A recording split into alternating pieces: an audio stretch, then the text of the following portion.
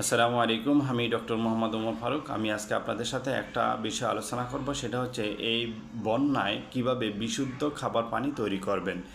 অনেক রোগ রয়েছে যেগুলো সাধারণত পানির মাধ্যমে ছড়ায়। সেই রোগগুলো হচ্ছে ডায়রিয়া, কলেরা, আমাশয় এবং জন্ডিস।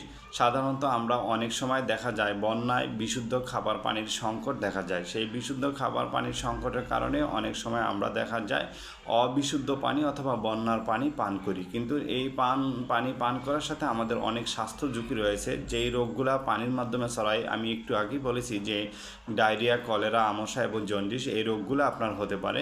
সেই ক্ষেত্রে আপনাকে এই রোগ থেকে মুক্তি পাওয়ার জন্য অবশ্যই বিশুদ্ধ খাবার পানি পান করতে হবে।